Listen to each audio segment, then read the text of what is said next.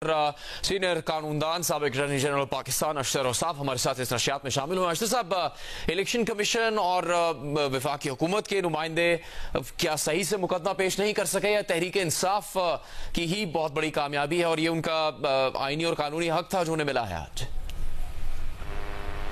शुक्रिया।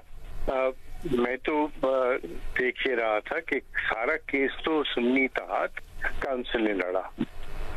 सुन्नी इत्तेहाद काउंसिल जो है वो क्लेम कर रही थी ये सीटें। सुन्नी इत्तेहाद काउंसिल ही इन मामलात को इलेक्शन कमीशन और फिर पेशावर हाई कोर्ट और ये सारी चीजें थी। दलाइल तो वहां से आ रहे थे और जो हम फैसला देख रहे हैं वो फैसला जो है वो सुन्नी इत्तेहाद के हक में तो नहीं है। तो क्या सुन्नी इत्तेहाद भी इसके अंदर एग्रीव्ड पार्टी के तौर पे रिव्यू में जाएगा, या ये सारी बातें जो थी ये प्रॉक्सीज थी? ये इसी तरह है जिस तरह कोई पपेट्स को नचा रहा हो।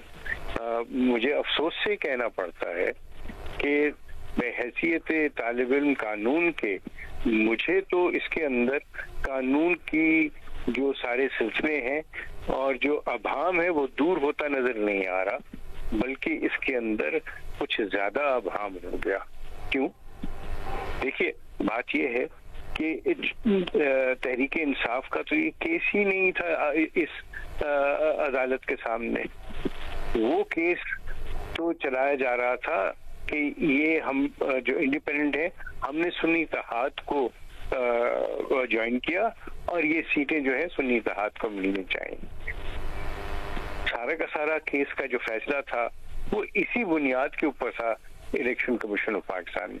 या तो ये वापस इलेक्शन कमीशन ऑफ पाकिस्तान जाता और वहां पे ये सारी बातें देखी जाती, या मेरे नजदीक पार्लियामेंट के ऊपर ये बोझ डाला जाता जिस तरह माजी में किया गया कि आप इन मामलात को देखें, इस अभाम को आप दूर करें।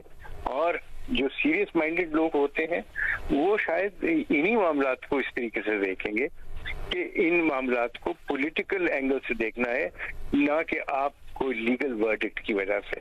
अब इसमें जो प्रोसीजरल बातें की गई कि 15 दिन में ये वहां पे फॉर्म जमा कराएंगे, एफिडेविट्स दिए जाएंगे और ये सारा कुछ होगा, ये देखिए सुप्रीम कोर्ट का काम जो है वो कानून की इंटरप्रिटेशन है, कानून बनाना नहीं है।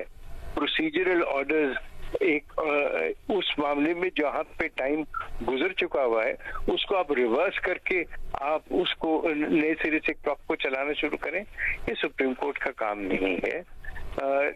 अब जब फैसला सामने आएगा फिर इसके ऊपर हम मजीद बहस कर सकेंगे, लेकिन मैं जाती तौर पे समझता हूँ कि इससे कोई फैसला साजी में शायद ममदू नहीं होगा।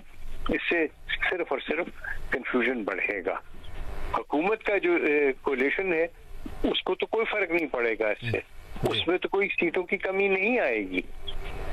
लेकिन ये जरूर है कि हम अब इस अफरा तफरी से निकलें।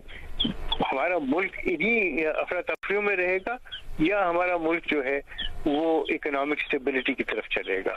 अगर पॉलिटिकल इंस्टेबिलिटी होगी तो इकोनॉमिक स्टेबिलिटी कैसे आएगी? It's not possible. मैं भी इस चीज का कायल हूँ कि सबको मिल बैठना चाहिए, फ्लेक्सिबिलिटी दिखाएं।